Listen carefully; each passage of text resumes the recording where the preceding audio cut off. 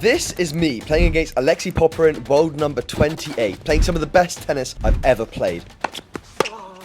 Come on now! Now, me and Alexei have actually played once before, which is the most viewed video of my professional journey so far. Alexei's won a Masters 1000 title, as well as beating Novak Djokovic with a career high of 23 in the world. Now, Alexei, like me, is a Dunlop player, so I got the chance to play against him and pick his brain about what the tour's like. Do you have one piece of advice that you'd give to tennis players? I would say, Welcome to episode 2 of 100 vs 1. I hope you enjoy. Right guys, so I'm here at the Dunlop house and I'm ready to play against Alexei. Now, Alexei was actually the first pro I played against. It wasn't scripted or planned. I turned up at Moratoglu, he was there, he said let's play a full match, and we did, and it's now the most viewed video of Road to 1 ATP point or my journey, which is crazy. Over 500,000 views, you guys seem to love it, and now it's time for revenge. I lost 6-2, 6-3 I think, and I thought it was a pretty good performance, and now we meet again 2 years later here at the Dunlop event, and I'm really looking forward to playing against him. We only have a tiebreak though, tiebreak to 10, and I'm going to see if I can get the W. Now, hopefully I've improved a little bit, obviously so has he. He's gone from I think 120 in the world to like around 30 or 20 in the world. It's going to be a tough one. Hopefully I can catch him off guard a little bit, but if you're excited, drop a comment what you think the score is going to be for this tiebreak. I'm going to predict 10-7 to me. Very optimistic, but you got to be positive. You got to back yourself. So slightly nervous, but give it a go. Let's see what I've got. So as Alexei finished his photo shoot, I got ready. Then we jumped on court to hit some balls. Now, of course, I've played with Alexei quite a few times, but with that being said, I knew it was going to be a tough test, so I had to prepare the best possible. Now, I knew Alexei's weapon was going to be his serve, and I thought of a little plan to try and get it in his head. There it is. I think you're going to be the first player that actually serves normally. Oh yeah? Against all the other guys, it's literally just been like... I was like, wow, what's going on here? Like, I need some clip where he just like goes straight at me. Yes guys, so ready to go in the tie break. Looking forward to seeing what he's got. I'm ready for some revenge. I'm literally just going to try and play big through the middle. I hope I can get a serve back. That's the plan. I'm predicting a win for me. How easily? I reckon it will be close. Let's say 10-6. Alright, let's see. Come on now! Come on! I hope I can get a serve back. You baited me with that one, huh? You're like, I want a clip of you bashing a serve at me, and you hit that. That's going on Instagram, mate. Now, one thing I knew was going to be super important was the first serve. Trying to put as many first serves in play was going to be absolutely critical. Once Alexei got in the point, got onto his forehand, it was going to be really tough for me to win the point. Decent start. He's going to be much more wary now. But I got off to a pretty good start.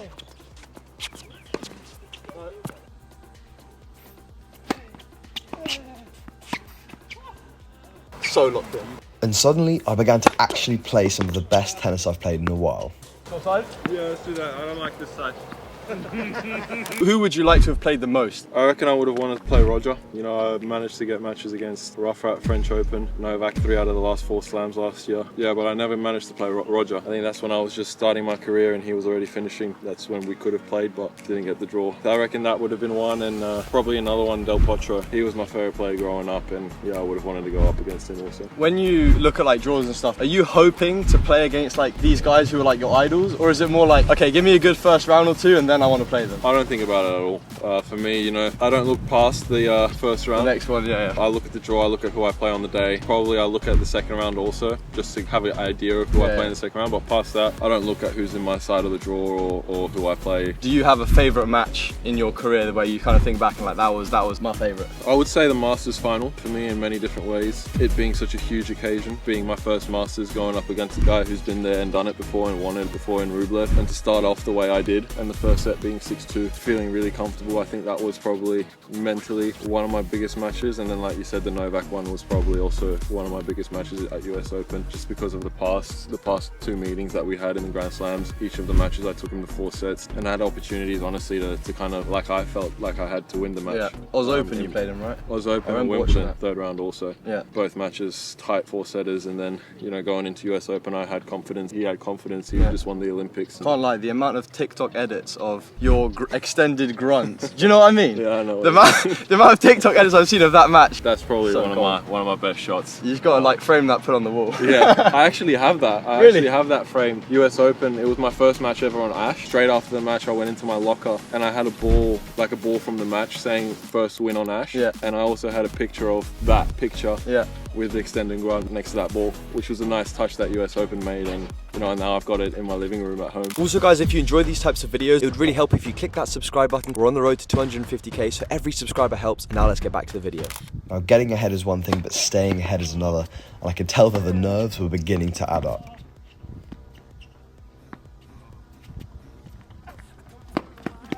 I was maybe a bit too cocky. Had it, I guess, the right way. I'm going to be so aggressive here.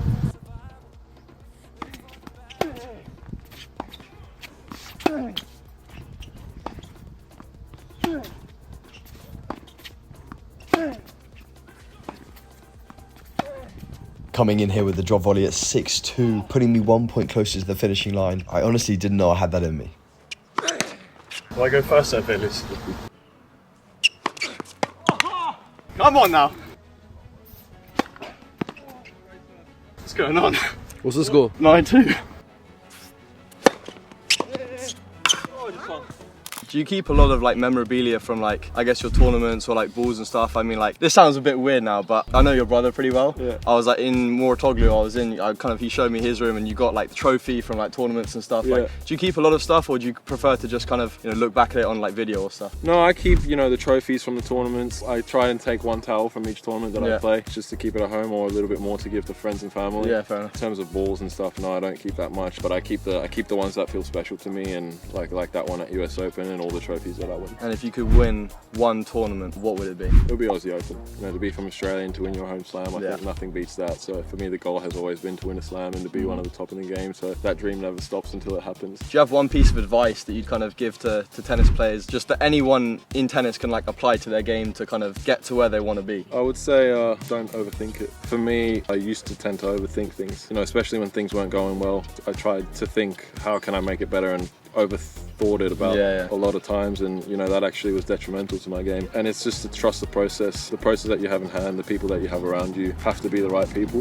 Once you have them, you have to trust the process, and you have to kind of trust yourself that you have the ability to get back to where you were, or to get to where you want to. I had a tough year in 2022. I won 3 matches on tour, fell outside the top 120. Yeah, I kind of had to start from scratch again. The way you say that though, I'm sorry, it makes me feel like so bad. Like, No. fell outside the top No, 120. I know what you mean, but like, Yeah. you know, before I had my elbow surgery, I lost 13 straight first round qualies of futures. I think everybody's got their goals. Like, your goal is to, I think, you know, get inside the top 1,000 first, Yeah. and then you know, who knows what can happen in the future. But you know, and for me at the time, I finished the year before that 55 in the world. I was only 21. The next year I fell out the top 100. You know, and it went the wrong direction for me. So you know, you kind of have to start from scratch. And then we played our match, and then suddenly you started improving. That was literally I'm not saying the next. I went to play a challenger tournament. I made a semis there and kind of felt my game coming back to me. And then well, it was that confidence boost Yeah, with a camera. It must have been. Do you know what's funny is, like, I have this running joke with my dad. The guys that I play against on camera usually have always gone on to like do really well. When I played Jack, he was 110. He's now 15. Musetti, I played, he was 25. Now he's like 13, 14. Yeah. I'm not saying anything, but I think you're gonna have a good week at Indian Wells. Did you lose to all of them? Musetti, I got one of like the quarters. Yeah. I played the first quarter. I played insane. Like, so good, and then I won it, and then he shot me the other two. Yeah, because so he started getting the fist here pump we go. out. I've lost this one, so let's see what happens to me now. No, but okay. With that being said, the head-to-head's 1-1. Granted, Wow. granted, it's not a proper match. That's such a tight return. Why are you tight? You're 9-4 up. Do you want the real reason? I've never won a bloody tiebreak against someone. That's not good for me, is it? I've never played this good for this long.